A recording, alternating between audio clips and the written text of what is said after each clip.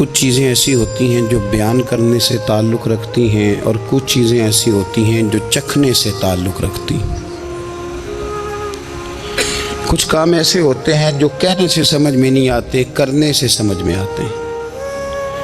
قرآن پاک نے ہمارا جو نبی پاک صلی اللہ علیہ وسلم کے ساتھ رشتہ بیان کیا ہے وہ احساسات کا رشتہ ہے۔ النبی اولیٰ بالمؤمنین من انفسہم، فرمایا مومنو تم اپنی جانوں کے مالک نہیں بلکہ میرے نبی تمہاری جانوں کے مالک۔ اور ایک معنی اس کا یہ کیا گیا اولیٰ بمعنی اقرب کے کہ تمہاری جان تمہارے اتنے قریب نہیں جتنے میرے نبی تمہارے قریب ہیں۔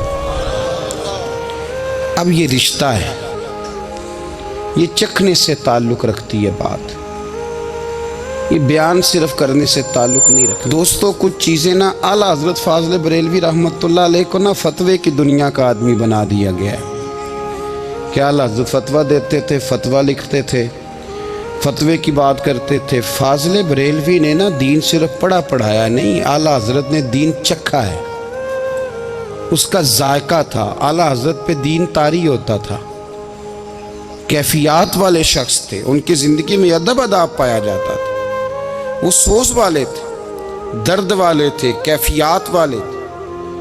ضروری تو نہیں کہ صرف آپ بات سے تعلق رکھیں، جب تک کسی کی ذات سے تعلق نہیں ہوتا تو اس کی بات بھی سمجھ میں نہیں آتی۔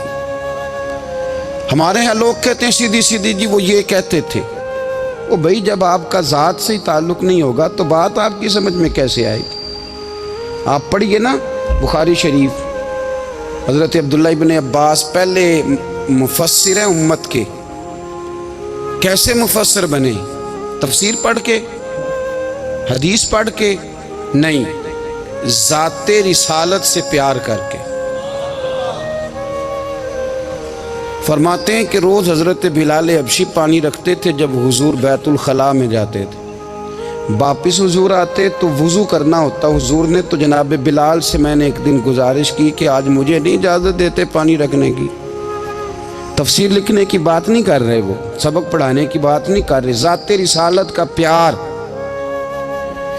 حضرت بلال نے مجھے اجازت دے دی، کہتے ہیں حضور واپس آئے تو آ کے فرمانے لگے آج پانی کس نے رکھا ہے؟ عمر کتنی 10-12 سال یا 14 سال، حضور سے پیار ہو گیا۔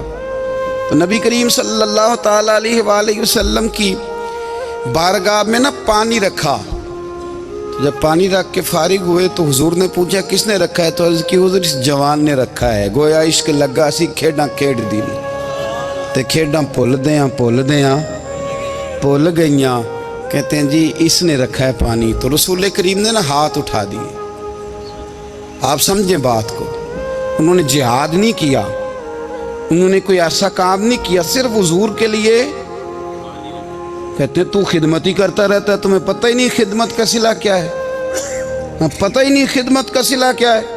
پانی رکھا، بخاری پڑھ رہا ہوں، میرے رسول کریم نے ہاتھ اٹھائے، کہا اے اللہ اسے دین کی سمجھ عطا کر دے، دین کا فقیہ بنا دے۔ ایک دن پانی رکھا، مصطفیٰ نے دعا کی، امت کے سب سے بڑے مفسر قرآن بن گئے۔